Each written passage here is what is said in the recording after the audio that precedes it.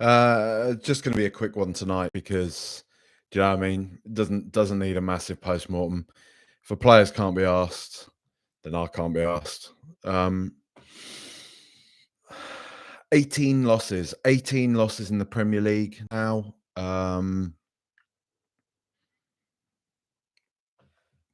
We're all very happy about the other night, Thursday night.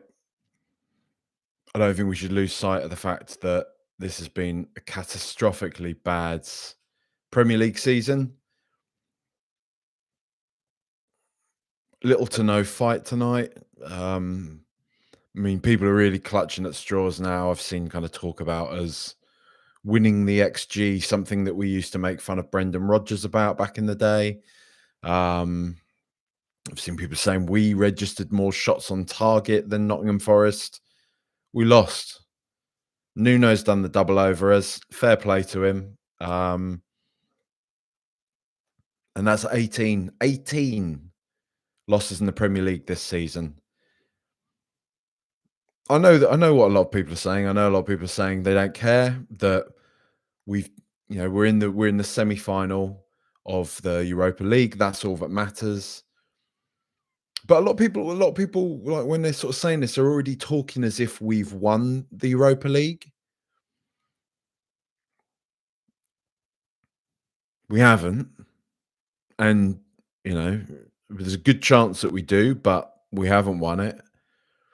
So I don't think we're in a position to be sort of just writing off games, just saying, "Oh, it doesn't matter," because I think we should have a bit more pride in the team. I don't want to see. I don't like watching Tottenham lose games over and over and over again. I'm not even in the stadium. There's people that pay good money to go tonight and watch that dross. Been watching that dross all season long. It's not right. It's not, and it's all that stuff aside, right? Because I think in some ways, like, yeah, it's important to acknowledge that people have paid their money to go and watch that, but at the same time, that's part of the gamble of football. You're not guaranteed results if you're paying money and all that type of stuff. So I get that there's another discussion there. Just on a base level, I don't like watching Tottenham lose game after game after game after game. I don't like watching it. I haven't liked this season. I haven't liked seeing us lose all the time. I don't buy into the idea. Some people say it doesn't matter. Somebody said to me, actually, I'm not going to start sort of naming people out because he's a good lad, but he was sort of saying, like, why do you care? It doesn't matter. It doesn't mean anything. But it does. It does mean something. Of course, it means something. And I find it deeply disingenuous to suggest that Tottenham continuing to lose games doesn't mean anything in general, or there's nothing to play for in the league. Of course, it means something still to not see us get battered every other week. Battered, like I'm just using that as a turn of phrase, sort of incorrectly there. Losing games, basically. The other problem is that I do feel that going into the cup competition, going into the Europa League, you want to be building some sort of momentum. Winning games is a good habit to form, right? Keep winning games, keep putting ourselves in a better position physically, mentally, all the other ways that there are. Are there any other ways? To win the Europa League, to bring some glory to this most miserable of seasons. But at the same time, this is all putting eggs in the basket that it's already kind of speaking like we've won the Europa League in a certain way. You have to bear in mind that we might go out at the semi-final stage, and then we're also looking at finishing 16th, 17th in the Premier League. It's not good. It's not good. Nothing to play for. Come on, man. Like, I think for people that say anybody who's unhappy with Spurs winning being entitled, I think it's a massive flip on that. I think it's more entitled to suggest that winning games doesn't matter because we've got nothing to play for, nothing tangible. But there's plenty to play for. We support Tottenham Hotspur Football Club. I don't want to watch them losing games all the time. I don't want to, and I don't think they should be. I think they've got more than enough quality there to not be losing games like this all the time. It's not acceptable, is it? It's not acceptable.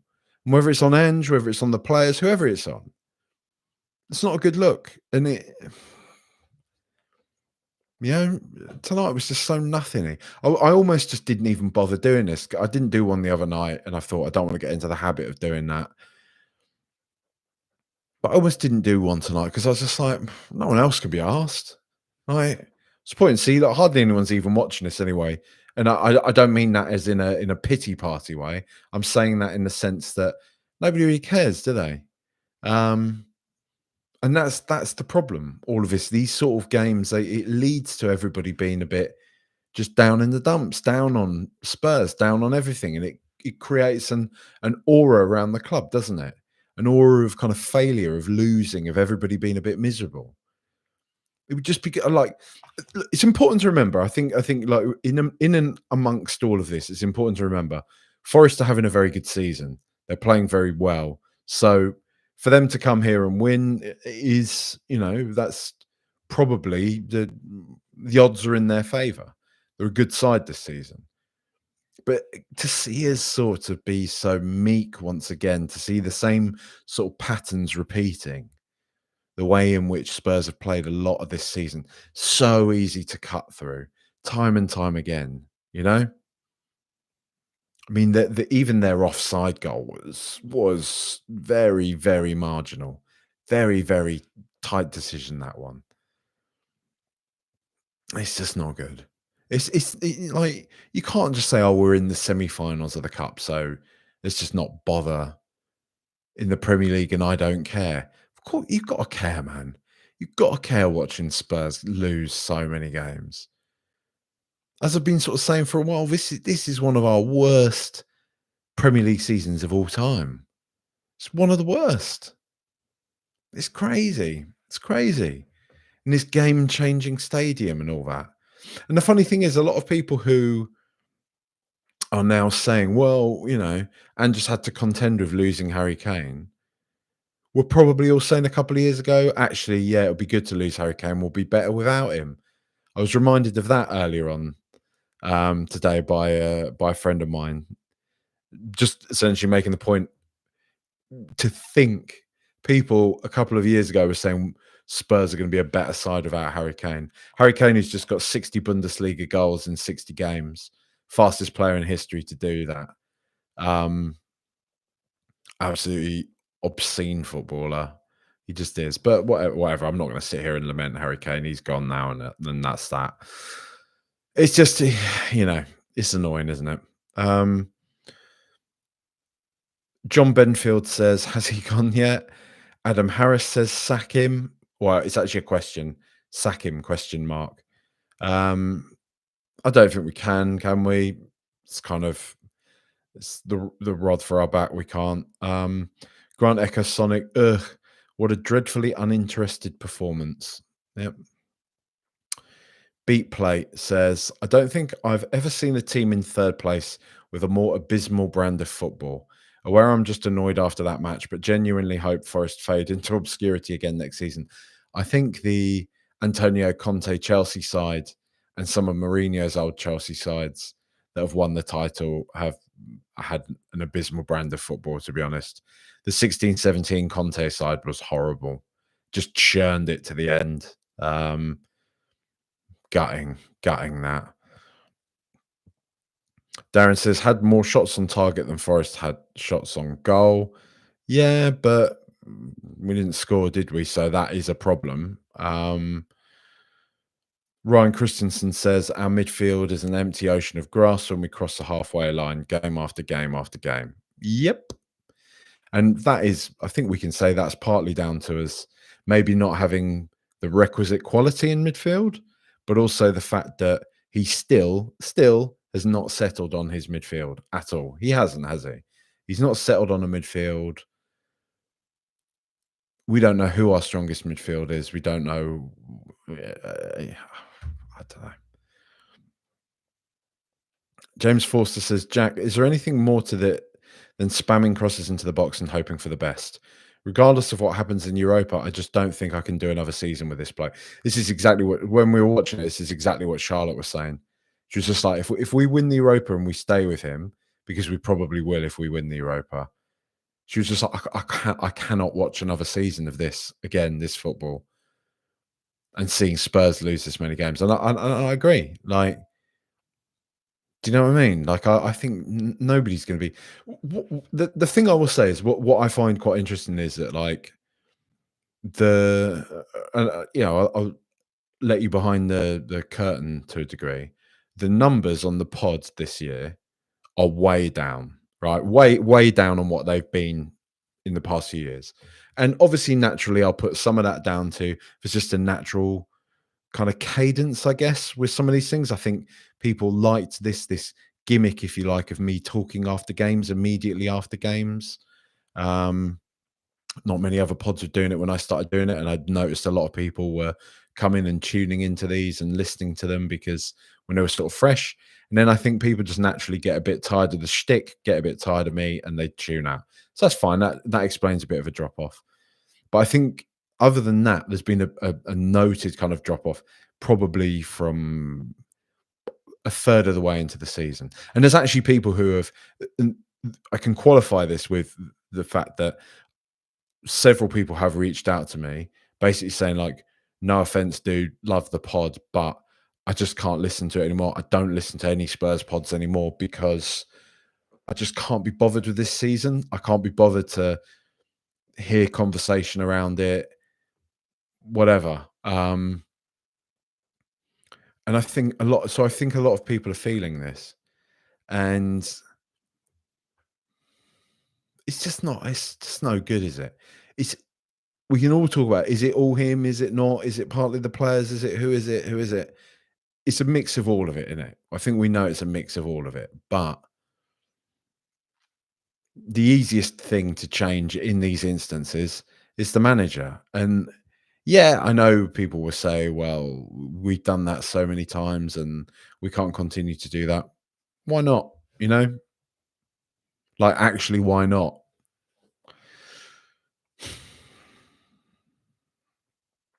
Adam Harris says we'll lose to Liverpool, Villa, Newcastle, and Brighton too. I mean, I think we've still got West Ham away as well, don't we? It's miserable, man. We genuinely are staring down the barrel of our worst ever Premier League season for losses. James Forster says every team has confidence they can come to us and win. 18 league defeats and counting. Duh says Kulusevski in midfield is a disaster. No competent manager would play him there in a 4-3-3 turnover machine. Bricked Up says, anyways, have you seen Sinners yet? I haven't. I did want to, but I didn't get a chance to go. I have seen Warfare though. Very intense. Very intense. I really want to see Sinners. The reason why I haven't seen Sinners is because I want to go see it in IMAX, and that will mean a bit of a mission to go and find an IMAX screen and all that type of thing. So we'll see. Day says Saar was so bad. Berval came on and wanted the ball and made things happen. Oh, I don't agree with that, man. I thought Saar was good today. I thought Saar was pretty much one of the only players that was actually kind of functioning. Berval did come on and did well, but no, I can't agree with you. I don't think Saar was so bad tonight. I thought Saar was decent, I've got to say. Thomas Mullen says, this is the worst Spurs side I've seen in 60 years. Deborah Longmuir says, I honestly don't think I can go to the last two games. It's soul destroying. They have broken me. Were you there tonight, Deborah? Because I really feel for you, because that was awful. That was that sat even just on the sofa watching that felt like a preseason kind of friendly in which nobody really cares. There's no jeopardy. I mean, again, like I say, people say there's nothing to play for. You watch footballers, you watch the way they're wired, they're athletes, right? You see, even when Spurs do like a silly like Instagram game, you two chuck a ping pong ball in a in a bucket or whatever, some sort of variant on beer pong or something. They get proper serious about it. They're competitive. It's the way they are. Like anybody, I'm sure any of you who are particularly sporty people, or you have sporty people in your family or friendship group, you know what they're like. You can't just go on holiday and play a game of cards, play a game of table tennis, play a game of pool without certain mindset of people being, no, no, no, no, you touched the ball there, you nudged the ball a bit there. Yeah, I did a bit, mate. Come on, I've had a few beers and I've nudged the ball while we're playing a muckabout game of pool. No, no, no, two shots to me, two shots to me. You all know that type of person, right? You are either that type of person or you know that type of person. All these footballers are that type of person. You don't become a Premier League footballer without being a competitive weirdo. You just don't. You simply don't. So this idea that there's nothing to play for, there's pride to play for. There's not being the worst Premier League side in Tottenham's history to play for. You know, like, of course, there's something to play for. And what else there is to play for is people like Deborah here who and said it's just going and supporting the club, and it's finding it soul destroying. I don't know. What says, not saying we've won the Europa League, but you've said it yourself. Worst season ever. So another loss doesn't hurt as much. Dash isn't surprising. I mean, look, I don't think you can say, I don't think a dash really works. It's not either or on terms of like doesn't hurt as much, dash isn't surprising. Like, yeah, you can say it isn't surprising. I don't think it's that surprising, but it hurts. It's starting, as I said in sort of in the last pod, it's starting to irritate me now. I'm getting to a point with Spurs where the continuation of these losses is actually annoying me. It's making me quite angry because like just get it together a bit now. Come on. Like you get paid a lot of money to do your job. And if anybody, and I know it's a sort of it's an it's not a like for like comparison comparing like footballers' jobs with normal people's jobs. But I still think the point stands when you say if any of us did our jobs as badly as a lot of they've done it this year, you'd be in trouble. You know, you'd have serious kind of disciplinaries and whatever coming your way. Grant Echo Sonic says play for pride. Agree. Um, Mark Lobley, here's an interesting one. Mark Lobley says, I genuinely don't think that performance was bad. One shocking error from Vic. Is he all right at the moment? Question mark. Yeah, he seems a bit rattled, doesn't he? We know going behind to Forest is a death sentence, but I thought the boys had a go. Fine, fair. Yeah, you know, fine.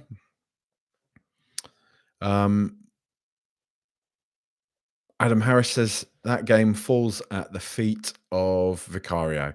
Make no mistake about it, he had very little to do, and what he did contribute to was both goals.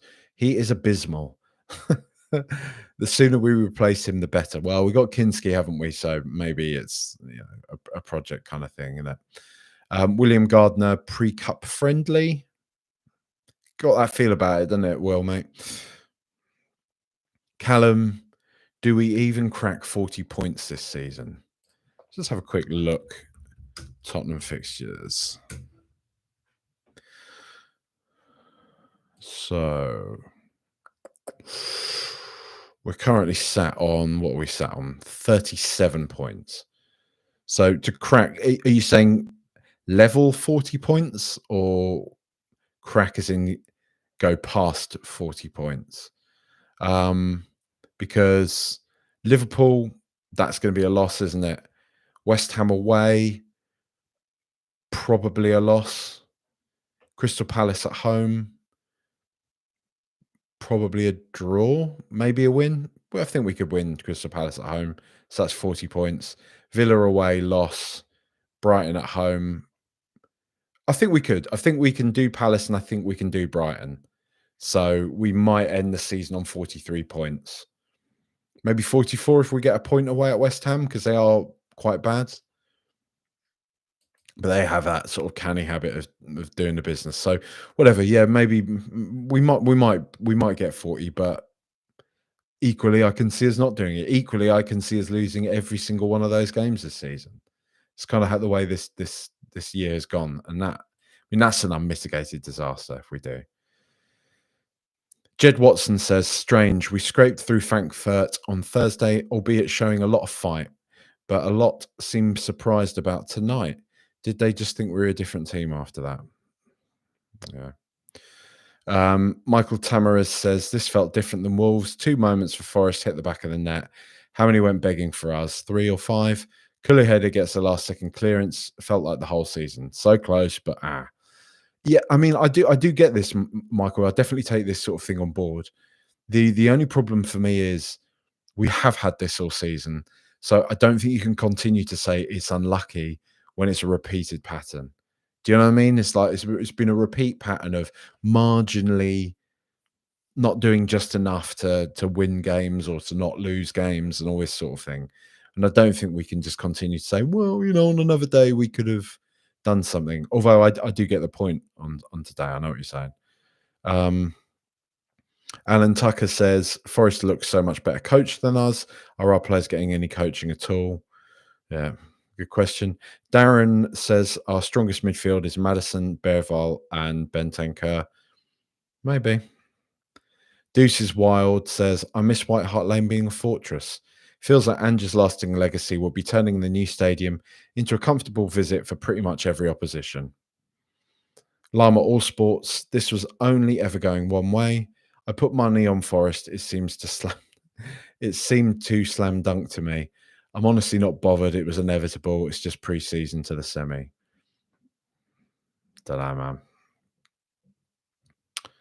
Kieran Fitchett, run-in-the-mill defeat, getting beat used to be a surprise. Now more of the same. Oh, here we go. Triple shoot 0901. All Spurs fans do is whinge. Well, lot to whinge about this season, mate. So there you go. DP, every game this season has felt like an end of season friendly. Paul King, first 15 minutes aside, I actually thought that wasn't a bad performance. Forest sitting third on no mugs, worth a glance at the match stats. Spurs were dominant all rounds. Keep up the quality work, Jack. Cheers, Paul. I'll let you off because you butted me up at the end there, mate. I'll let you off for saying we won the statistics. Essentially, who was it that said that? Who was it that said we won the statistics? Was it Sam Allardyce or something? I think it was at one point, wasn't it? Mega Major Danger says we didn't control that game at all. Forest looked more dangerous throughout and could have had 4 or 5. They simply sat back after the 2 goals. It's how they play, and scored again. Julian Big, hello, mate. Happy bloody Easter. 40 points is a distant dream. Yeah. I think, do you know what? I think I'm going to go to bed. I'm going to leave that one there because I don't think there's much more to talk about. Don't really want to do the players. All I would say is that I think despite him scoring, Richarlison is a waste of space, and I'd rather be giving minutes to Dane Scarlett. There you go. That's my hot take for the evening. But anyway, thanks everybody for tuning in. Much love. Thanks for supporting the show. Yeah, come on, you Spurs.